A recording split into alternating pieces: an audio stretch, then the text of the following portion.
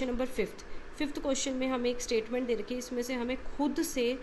Equations बनानी है और फिर उन इक्वेशंस को हम की डायमेंशंस भी फाइंड आउट करनी है। Help the half the parameter of rectangular garden whose length is 4 meter more than its width is 36 meter, find its dimension। तो हमने अपनी मर्जी से मान लिया है, लेट कर लिया, विड्थ x है और लेंथ y है।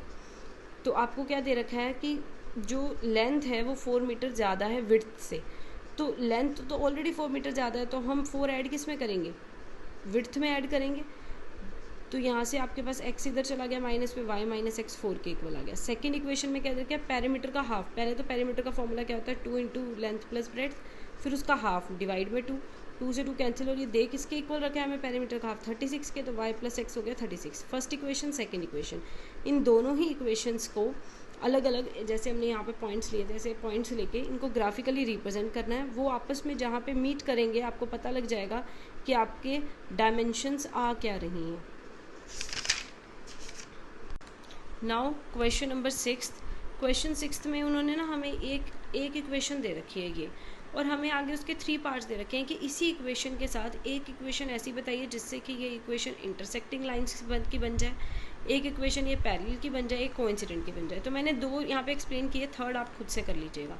देखिए इंटरसेक्टिंग लाइन क्या होती है, जिसमें a1/a2 नॉट इक्वल हो b1/b2 के, तो हमें तो इक्वल करना ही नहीं है ना, तो आप कोई भी पॉइंट्स ले सकते हैं। जैसे मैंने यहाँ पे 5x 4y -2 ले लिया, तो हमें देखो a1 क्या आएगा 2/5 a1/2, b1 क्या आएगा 3/4, नॉट इक्वल ही आ रहा है, तो आप अपनी मर्जी से कोई भी इक्वेशन ले लीजिए, तो ये इंटरसेक्टिंग की इक्वेशन हो जाती है, न्यू इक्वेशन। ऐसे ही पैरेलल में क्या होता है, a1/a2 इक्वल होता है b1/b2 के, नॉट इक्वल होता है c1/c2 के, तो आप कुछ भी ले लो,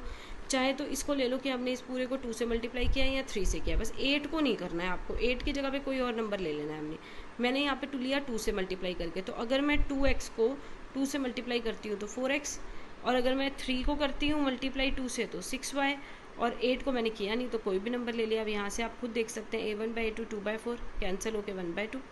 b1/b2 3/6 कैंसिल होके अगेन 1/2, c1/c2 -8/5 माइनस से माइनस कैंसिल हो जाएगा 8/5, तो a1/a2 इक्वल है b1/b2 के, लेकिन नॉट इक्वल है c1/c2 के। इसी तरीके से आप कोइंसिडेंट बना दीजिएगा, उसमें सारे इक्वल होते हैं, तो इस पूरे को ही 2 से मल्टीप्लाई कर देना। नाउ क्वेश्चन नंबर 7, क्वेश्चन 7 में एक लाइन की इक्वेशन ये दी हुई है, एक ये दी हुई है, और आपको बोला है डिटरमाइन करके बताइए coordinates of the vertices of triangle formed. इन दोनों लाइन से जो ट्राइंगल फॉर्म होगी उसके वर्टिसेस फाइंड करके बताइए, और जो शेडेड रीजन होगा, ट्राइंगुलर रीजन होगा, उसको शेड कर दो। तो हमने इन दोनों लाइंस को लिखा,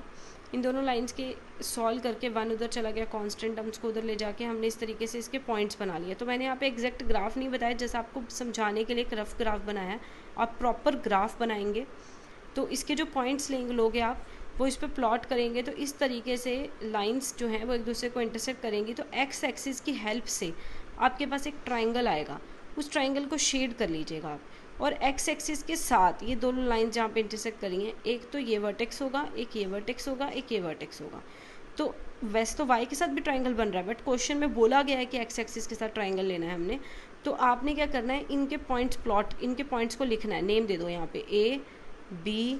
और सी, तो इनके पॉइंट्स आपने लिखने हैं। पॉइंट्स क्या होंगे, एक्स और वाई, 2 पॉइंट्स आएंगे, एक तो ये पॉइंट जहाँ पे एक्स एक्सिस पे प्लॉट हो रहा है, एक बार जहाँ पे वाई पे हो रहा है, तो वो पॉइंट सेम। ऐसे बी के भी 2 आएंगे, एक एक्स का आएगा, एक वाई का आएगा, सी के भी 2 आएंगे। तो इस तरीके से आपको इन तीनों वर्टेक्स फाइंड करने हैं। Thank you students.